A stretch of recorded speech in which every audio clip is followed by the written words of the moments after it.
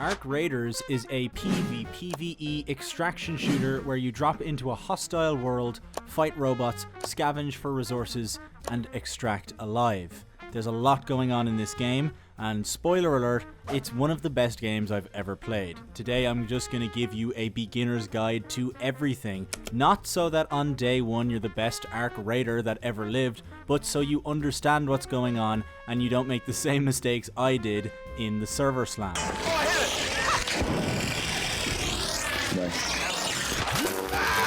This video will be broken up into 5 sections and they will be timestamped in the description so you can come back to this video whenever you need to. Without further ado, I am Onion, welcome to the Onion channel, and let's begin. Section 1 is a gameplay loop overview, so for those of you who aren't aware, if this is your first extraction shooter, they work like this. You have a stash of materials, items, weapons, everything, and you can outfit yourself with whatever you want and then head into a raid fighting players and AI, which the AI in this case are the Ark, and you'll spend your time looting, doing different quests for the different traders, and hopefully you're extracting alive, bringing stuff from other players that you've killed and that you found in the raid back to upgrade your crafting benches that you have in your bunker, which is your little sort of workshop area, and that's generally how progression goes. Extraction shooters are not about a KD ratio. It is not a game of Call of Duty where your success is measured via your kills in the raid, although getting lots of kills will equal having a successful raid because you'll get lots of loot, but it's not just about that. It's about the value of the things in your stash, how many high quality items you have, how quickly you're doing your tasks, and generally how fast you're progressing. That's not to say that progressing slowly is a bad thing, and as I'm sure you may have heard, this game will not have wipes. It will have individual resets, individual wipes where we can get long-term bonuses for resetting our accounts. For a new player, what I would recommend focusing on is trying to complete tasks, trying to get used to using good gear and good weapons that you find, and getting over that initial gear fear. I would also put an extreme amount of value into learning the maps and learning where other players will spawn on the maps, because with extraction shooters, unlike regular sort of 5v5 or 10v10 or whatever shooters, anticipating where enemy players and enemy Ark will spawn and when you'll run into them is almost more important as how good you are at fighting them. Moving on to weapon types, Arc Raiders has taken the Apex Legends approach and split its weapon types into light ammo, medium ammo, heavy ammo, and also launcher ammo. I personally like to describe it as light ammo being very good for dealing with players, medium ammo being a mix, and heavy ammo being very good with dealing with Ark, as well as launchers, of course.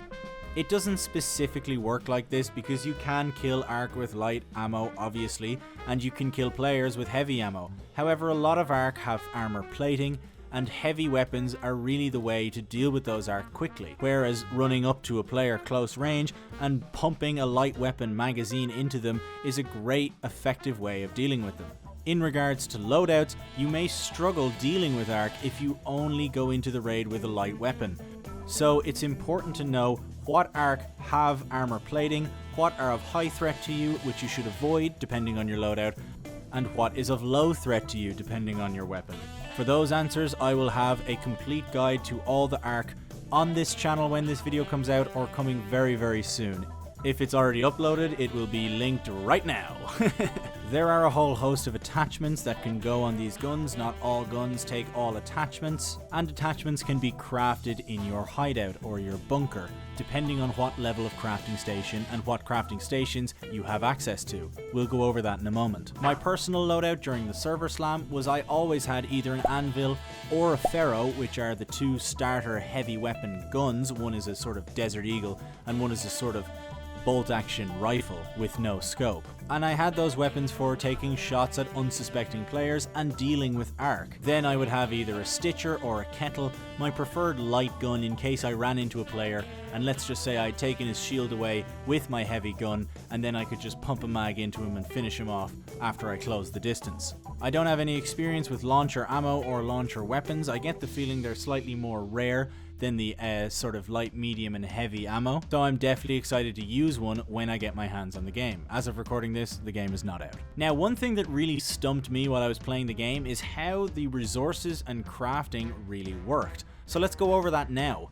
I personally like to break down all the items in this game into sort of 5 or 6 sections. When you right click an item in your stash or in your inventory, it will almost always give you the option to recycle it. And what that means is you're breaking it down to a lower base component. So let's say you have pulled a piece of Arc Alloy from the Arcs, which is a very common green level rarity item that comes from robots that you kill. Arc Alloy can be recycled into metal parts because it is simply just the metal from the Arc. Now that is recycling one green item into sort of 5 or 6 grey items that are in the same category, right? Sometimes you will need that green item, that Arc Alloy, for a quest or a specific crafting material. Maybe you want to craft a great grenade or a really good weapon attachment. You might need that specific green item, but you can recycle it and use those metal parts to craft more commonly used items.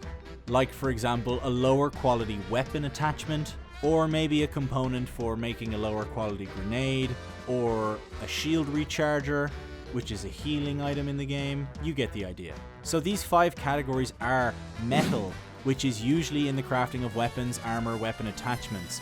Fabric, which is usually in the crafting of medkits and bandages. Rubber parts, which can be used to craft other things like the shield recharger or a stock for your gun, another weapon attachment. Then there's chemicals, which also goes into different kinds of heals, grenades, utilities and stuff like that. And finally there's electronic components, which also go into shield rechargers, grenades, different heals. Obviously the things that I'm saying, I don't know the crafting recipes offhand, so I hope you understand I'm trying to make the point that they can be crafted and there's different crafting recipes, not necessarily what each of them are used for. Finally, there's also seeds. Sometimes you will go around finding plants and different flowers during your raid, and that can be broken down into seeds, which can then be used to trade with a specific trader. Speaking of which, let's talk about traders now. So the first trader to talk about is Celeste, and she will trade basic materials with you. So she will give you the lowest grey form of different items. She will give you chemicals, fabric, plastic parts, metal parts, rubber parts, and she can also trade higher quality of these items like batteries, which might contain electronic parts and plastic parts, or a canister which might contain chemicals. The thing about this is she uses seeds as her currency, so make sure to hold on to seeds when you receive them. Next is Tian Wen, and she is your one-stop shop for everything to do with weapons. She will sell you just with a flat fee of the sort of currency. I don't even know what it's called. I think it's just called coin. She will give you ferros, hairpins, kettles, stitchers, which are all sort of basic weapons. She'll also sell you all the ammo types: shotgun ammo, light ammo, medium ammo, heavy ammo. Oh my god, I forgot to mention shotgun ammo. Spoiler alert, it goes in shotguns. She will also sell you some green weapons, and I believe that she will sell you better items as you progress her specific quests. The next trader to speak about is Apollo, and he will sell you explosives and the flute, which is quite funny. So you can buy light sticks from him and the flute. Actually, it's a recorder. But you can also get certain utilities from him, like barricade kits, which create cover out of nowhere, sticky grenades, smoke grenades, noisemakers to distract arc, and impact grenades as well. Then we have Shani, and her thing is technically security. However, so far in the game, all we've seen that she sells is binoculars, which is another utility item, and the Raider hatch key, which we'll talk about when we get to the extracts part of this video. Finally, we have Lance, and he is the guy to go to if you need heals. He'll sell you bandages and shields, as well as adrenaline shots, which will help you run faster, defibrillators, which will help you raise your teammates from the dead faster, and also augments. So along with loadouts, you can either have light or medium shields and bandages. Shields go in a specific slot and they're sort of your over health. However, you can wear light shields with different augments, and what augments do is they change your inventory system to maybe where you have more grenade slots, or maybe where you have more space for looting, more inventory space, or the combat augment, which allows you to equip a medium shield. You don't have to go in with an augment, but if you have them, it's recommended to, and they're pretty easy to craft when you have the necessary crafting benches. Now, all these traders are fantastic, however, I don't necessarily always go to them because I am always trying to craft in my workshop. So when you get the level 1 workbench, you can craft looting augment Mark 1, you can craft light shields, you can craft some weapons, all the ammo you need, and you can craft light impact grenades, bandages, and shield rechargers. Then you will also need to craft the gun bench, the gear bench, the medical lab, the explosive station, the utility station, the list goes on. I won't go through it here. If you're interested, maybe I'll make a specific video.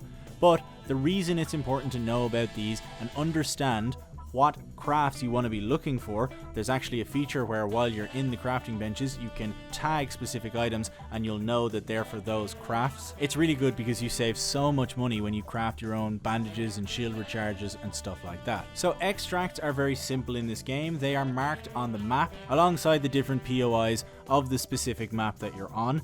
A quick note, if you are looking at certain areas and they have yellow boxes around them, that means they're medium danger, and if they have red boxes around them, that means they're high danger.